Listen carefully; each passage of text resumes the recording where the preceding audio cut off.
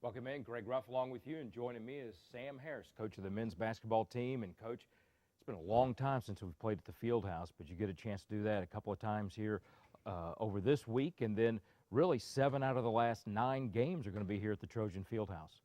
Yeah, we're looking forward to being home. It seems like we've been on the road forever. Good scheduling on my part.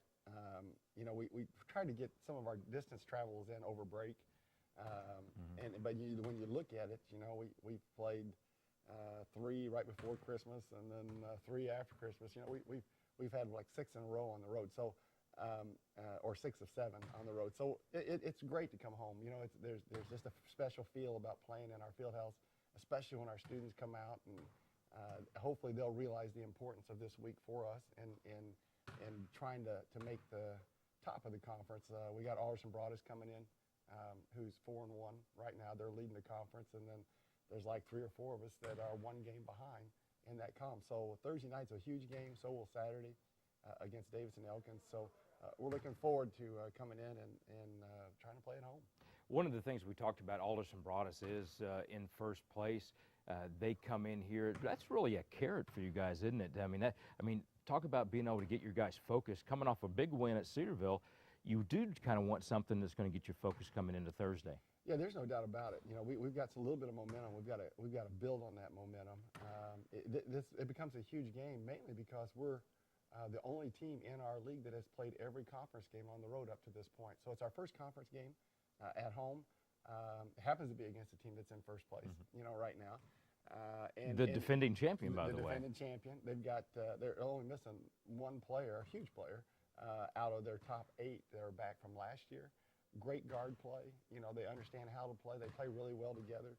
And we've worked hard, this week on trying to be aggressive and playing without fouling. And I think that's going to be the key, to our team being successful, is being able to take them out of their first option sets, and make them go to option 3 and 4, and then of course rebounding the ball will always be important.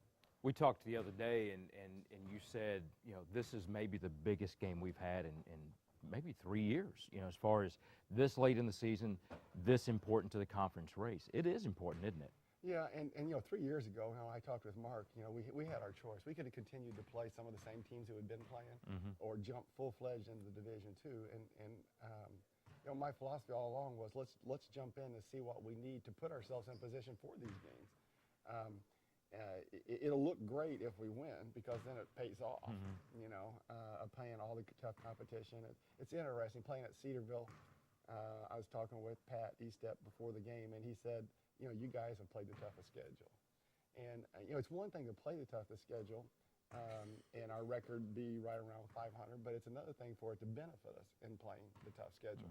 And so what we're hoping is that as we make the turn, playing a lot of our conference games the second half at home, we're hoping that the tough schedule early in the season is paid off, and that's what we're trying to do. Another thing that when I think about where you are and everything, you've had now a couple of games with everybody kind of back in there, and Chris Elliott and Mac Walden have been in there, and they're starting to get their legs a little bit. I know starting to feel into the mix of the team. Does it feel like it's starting to come together? Yeah, a little bit. We still don't know what our rotation is. We started Mac against Cedarville. He's got to get his legs underneath him. He's got to be smart in how he's playing. We need him in the game. We don't need him to just come out and run, and commit some fouls. So he's got to get his legs back underneath him and calm down just a little bit in what he's playing. But we're trying to rotate, Mac and Jacob. But getting Chris back was huge. He hit 2 big threes, in the Cedarville game. To get him back playing with confidence. I didn't feel like he was in sync for Kentucky. Was a little bit out of sync against Central State. And some of that's coming back after Christmas, but you got to think, Mac Walden's been out since November the 6th. You coming back, and then Christopher got hurt December 1st. So we're glad to get those guys back. We get Matt Pond back starting this week. So we've had some guys that have been out, and we'll get them back. And then you got to remember, we've played all year without Mike Lane, who we thought was going to be a really good player for us. So we know he's going to be out all year because we're redshirting him. But just to get the guys back that we know are healthy, get them back into what we're doing and trying to find the right rotation, it just gives us multiple options.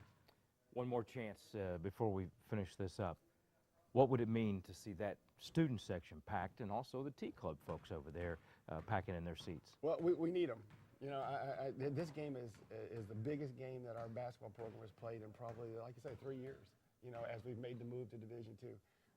A win on Thursday and a win on Saturday with a great home crowd, creating some excitement, trying to give us a home court advantage. Hopefully, will make the difference between us winning and losing. Both games will be close. I'm probably thinking the Alderson-Broadus game is going to be a 5 and under game if both teams play well. Hopefully, Davis and Elkins will be more in that 8 to 9 point range. Both games will be great games. And we just need our fans to come out. We need them to come out, cheer, scream, holler, go back to being what we named them, more maniacs, come back and be the more maniacs that we've had in the past, and come out and support our team. It's Coach Sam Harris. We'll see you on Thursday at 6 and 8 here at the Trojan Fieldhouse.